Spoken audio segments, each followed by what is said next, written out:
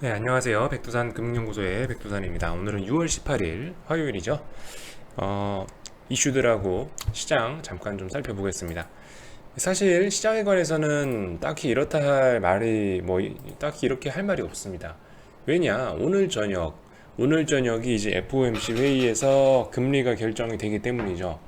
오늘 저녁이 가장 큰 이벤트이기 때문에 뭐 이렇다 할 얘기가 없습니다. 지금 현재로서는요. 그래서 문제는 이제 오늘 저녁이죠. 오늘 저녁. 워낙 이벤트가 중요하고 좀 그렇기 때문에 하나, 둘, 셋, 넷, 다섯, 여섯, 6거래일째 지금 S&P와 나스닥이 옆으로 기어가고 있죠. 다만 지금 이제 이런 상황에서 봤을 때 이 S&P나 나스닥 상황 아니면은 뭐 어떤 변동성 지수의 모습이나 뭐 이런 것들을 봤을 때는요. 다만 이제 심증은 위쪽입니다. 심증은 이렇게 FOMC 끝나고 이렇게 위쪽으로 방향성이 정해질 수 있겠구나라는 심증 정도는 좀 생기는 상황입니다. 뭐 변동성 지수나 지수의 모습을 보면요. 왜냐면은 일단 추가로 아래쪽으로 더 빠지려는 모습은 잘 안 보이니까 하방 경직성은 어느 정도 좀 확보가 돼 있기 때문에 회의가 끝나고 이벤트가 끝나고 나면은 방향이 위쪽으로 나오겠구나라는 생각 정도는 할 수가 있겠습니다. 근데 뭐 그거 역시 조금 주의해야 될 만한 생각인 게요. 보통 이제 요런 일들이 일어납니다. 어떤 중요한 이벤트가 있다라고 하면 어떤 일들이 있냐면요. 예를 들어 지금 옆으로 기었죠? 옆으로 지금 S&P하고 나스닥이 기었는데 예를 들어서 원래 이제 시장이 가고자 하는 방향이 위쪽이에요. 그럼 이제 어떤 일들이 일어날 수 있냐면은 언더슈팅이 나왔다가 다음 날부터 해서 바로 급등 나오는 이런 일들이 일어날 수가 있고요. 아니면은 이러한 속임수 없이 그냥 바로 위쪽으로 이렇게 올라갈 수 있습니다. 어쨌든 여러분들이 생각하셔야 될 거는 언더슈팅이 나올 거냐 안 나올 거냐 요 여부에 여기에 포커스를 맞춘다기보다는 이 이벤트가 끝나고 나면은 방향이 어디로 갈 것인가에 포커스를 맞추는 게 아무래도 좋겠죠.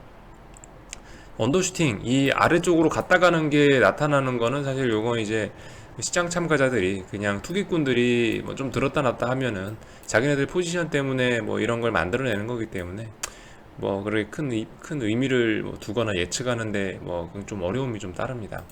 큰 의미를 두기도 어렵고요. 아무튼 뭐 그래요. 뭐 중요한 이벤트가 오늘 저녁이다 보니까 시장에 대해서는 딱히 그렇게 할 말이 없고요. 어제 저녁에 달러가 좀 빠졌죠? 제가 봤을 때는 그건 것 같습니다. 달러가 어제 저녁에 좀 빠진 게요. 위안화인데요. 참, 위안화 같은 경우는 뭐, 아마도 이것도 이벤트를 기다리는 것 같습니다. 위안화 같은 경우는 이대로 가면은 다시 한 번 더 위기 얘기가 한 번 나올 수 있겠죠? 시장 급락이 한 번 더 나올 수도 있다는 뭐 그런 생각이 듭니다. 지금 이대로라면요. 우리나라 주식은 저점 잘 지키고 있지만은 위안화가 한 번 더 7위안 쪽으로 지금 가까이 자꾸 올라가고 있기 때문에 일단은 뭐 주의는 해야겠죠. 모르겠어요. 이것도 FOMC 끝나고 나면 꺾이려나 어쩌려나. 아무튼 달러를 봐야 되는데 달러 같은 경우는 뭐 어제 일단은 갭상승 출발하고 뭐 그랬는데요. 제가 봤을 땐 이게 그거 아닌가. 이게 옵션 만기가 껴있지 않았나라는 생각이 듭니다. 만기가 껴있어가지고 만기가 껴있어갖고 어제 유로화가 좀 급등을 했거든요. 어제 보시면 유로화가 갑자기 갭상승 1% 했죠. 이런 거 보시면은 이게 아마 옵션 선물 만기라 갖고 이렇게 좀 갭상승하지 않았나라는 생각이 듭니다. 뭐 어쨌든 간 뭐 달러의 방향이건 유로의 방향이건 지금 이렇게 이렇다 저렇다 얘기하는 거는 큰 의미가 없다. 오늘 저녁에 오늘 저녁에 FOMC라는 이벤트 결과를 보고 움직이는 게 진짜 방향일 것이다라는 얘기입니다.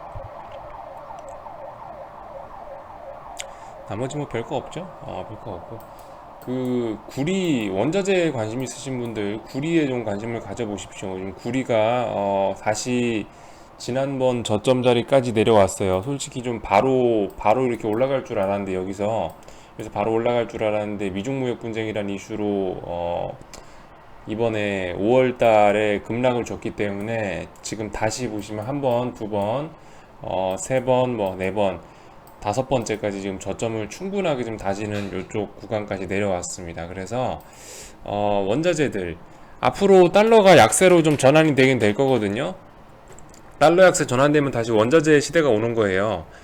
원자재 시대가 오는 거기 때문에 원자재 쪽에 좀 관심 있으신 분들 좀 원자재를 이제 슬슬 좀 매집할 때고요. 뭐 크루드 오일이 됐든 뭐 구리가 됐든 뭐가 됐든 이제 한 번쯤 다시 좀 원자재 가격 상승을 한번 노려볼 만한 자리고요. 그 중에서 이제 제가 그 좀 좋아 보인다라고 말씀드리는 그 중에서 원자재들 되게 많죠. 그들 중에서 좀 그나마 가장 할 만한 게 제가 봤을 때 구리다. 구리나 아연 이런 거 하시면 좋을 것 같습니다.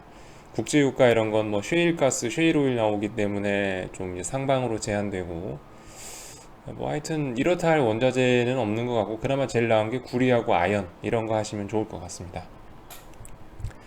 간단하게 원자재 좀 언급했고요. 우리나라 주식시장도 사실 딱히 할 말 없어요. 삼성전자 4거래일째 43,700원 지키고 있고 선물 4거래일째 269.7 지키고 있고요. 뭐 딱히 할 말이 없습니다. 어쨌든 우리나라 같은 경우도 미국장하고 비슷하게 FOMC 회의 끝나고 나면은 위쪽으로 일단 올라가려고 일단 뭐 모양을 만들어내고 있습니다. 하지만 뭐 심증일 뿐이죠. 회의 결과가 나와 봐야 아는 겁니다. 하여튼 근데 일단 시장 참가자들은 FOMC 회의 이후 시장 방향은 상승을 예측을 하고 있는 것 같습니다. 뭐 이렇다 할 종목 이런 거 뭐 얘기할 것도 없고 그래서 이슈나 좀 보자면요. 좀 몇 가지 좀 봐야 될 만한 뉴스들이 있긴 하더라고요. 몇 가지 봐야 될 만한 이슈들이 있어. 사실 그 요렇게 일단 기사들 제목들을 쭉 보시면요. 뭐 예를 들면은 짐 그랜튼이 뭐 연준 이번 주 회의에서 금리 인하할 것이다. 루빈이 전 세계 시장 충격 다음 금융위기 촉발, 피치 무역 긴장 2020년 글로벌 성장 저해, JP모건 자산운용 주식 비중 줄이고 회사채 확대, 골드만삭스 기술주 고평가돼 있어. 사실 이딴 얘기들은 한 개도 들을 필요가 없습니다. 이런 건 사실 뉴스로 나올 필요도 없는 거예요. 이거는 쉽게 말해서 백두산 금융연구소에서 2022년에 금융위기를 뭐 조심하라고 했다. 이거 똑같은 겁니다. 골드만삭스이기 때문에 뉴스에 난 거고, JP모건이기 때문에 뉴스에 난 거고, 피치기 때문에 뉴스에 난 거고, 짐 그랜트기 때문에 뉴스에 난 건데, 사실 그 주식시장이라는 게 불확실성, 확률 게임이다 보니까 뭐 누가 얘기하나 똑같아요. 답은 없어요. 이 사람들이 이렇게 얘기한다고 해서 이대로 간다는 보장 없습니다. 그럴싸한 이름들 대면서 이래라 저래라 하는 것은 전혀 들을 필요가 없는 개소리일 뿐입니다. 전부 개소리예요. 짐 그랜트가 중요한 게 아니고 연준이 어쩌고저쩌고 할 거는 연준 위원들 얘기 들으면 되는 거고요. 뭐 피치, JP 자산은 뭐 JP 모건, 골드만삭스 지네들이나 잘하라고 하면 되겠습니다. 아무튼 볼 필요가 없고요. 뭐 이런 건 좀 재밌는 뉴스가 될 수 있겠죠. 연준 점도표로 금리 인하 알릴까? 딜레마에 빠졌다라고 하는데 뭐 연준이 시장과 소통하는 방법 과연 지금까지는 이제 그 금리 인상에 인내를 가지겠다라는 표현을 지금까지 썼었는데 어떤 식으로 시장에 그 충격을 주지 않으면서 자기네들의 스탠스 변화, 금리 인상에 대한 그 보류에 대한 그런 것들을 어떻게 시장과 소통을 할지에 관한 점들은 좀 관심사가 될 수 있겠죠. 시장과 소통하는 방법, 뭐 연준 위원들이 뉴스 기자회견 나와갖고 얘기하는 거, 아니면은 연준 점도표, 그죠?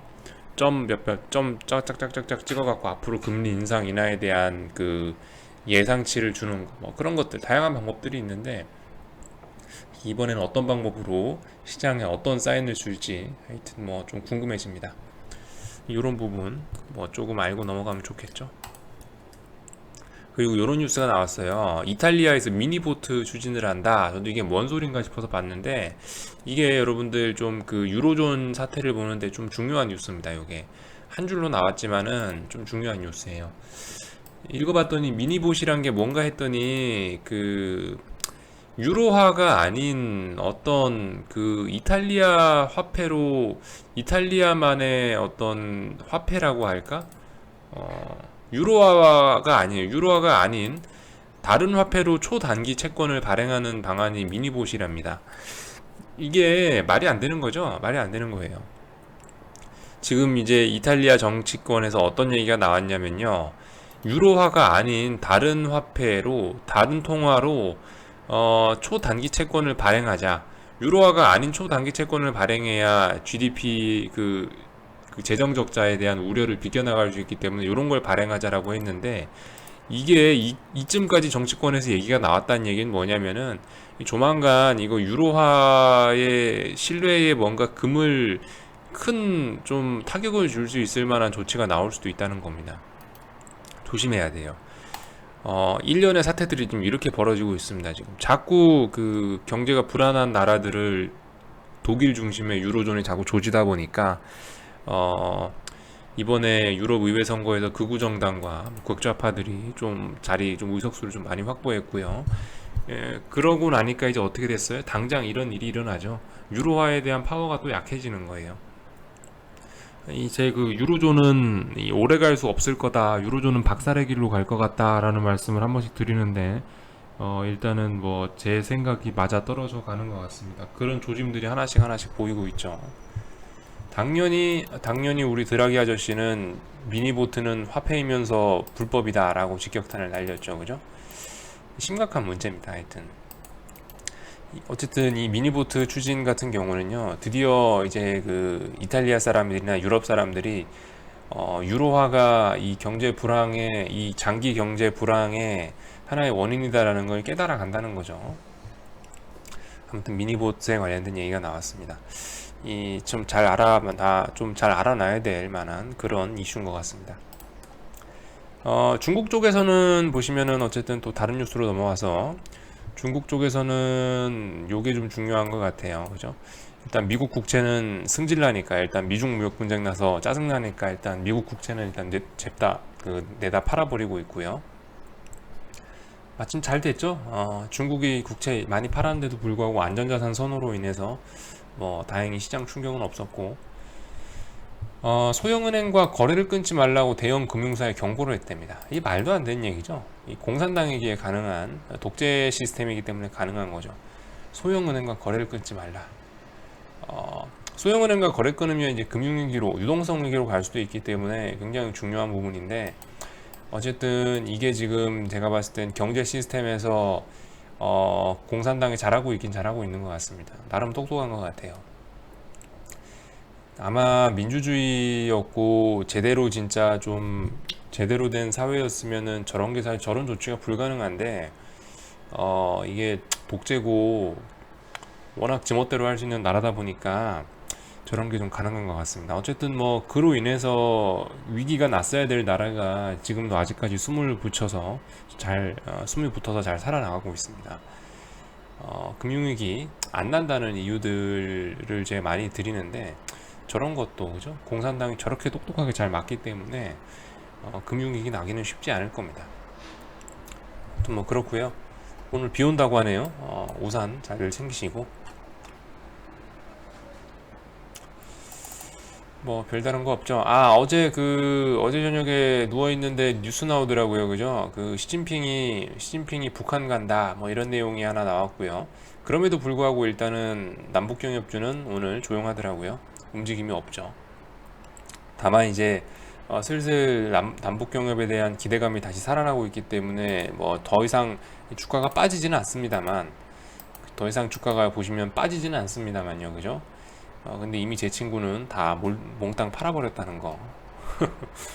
아무튼 뭐 그렇습니다. 남북경협주는 재미가 없을 거예요, 계속.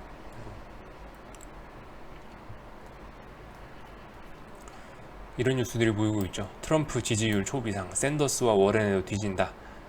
조심해야 됩니다, 이제, 그죠? 지금까지 문제만 일으켰던 트럼프의 모습이 좀 바뀔 수 있을 것 같습니다. 요걸 계기로 해서 한번 기대해 보자고요. 미중 무역 협상 타결과 뭐 이란 문제, 각종 악재들의 해결을 기대해 보겠습니다. 트럼프 지지율이 안 나오고 있대요.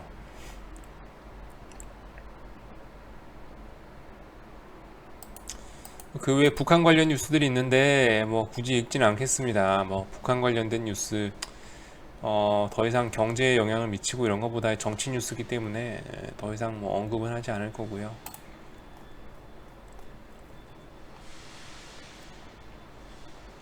뭐 별거 없죠. 홍콩은 아직도 시끄럽지만은 그래도 일단 뭐 다행히 뭐 반중국으로 해서 막 무력 사태 이런 것까지 가진 않아서 다행이고요.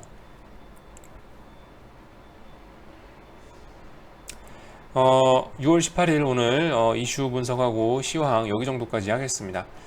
궁금한 거는 언제나 리플이나 뭐 이런 걸 통해서 질문하시면 되고요. 네, 여기쯤에서 마치겠습니다. 또 내일 또 뵐게요.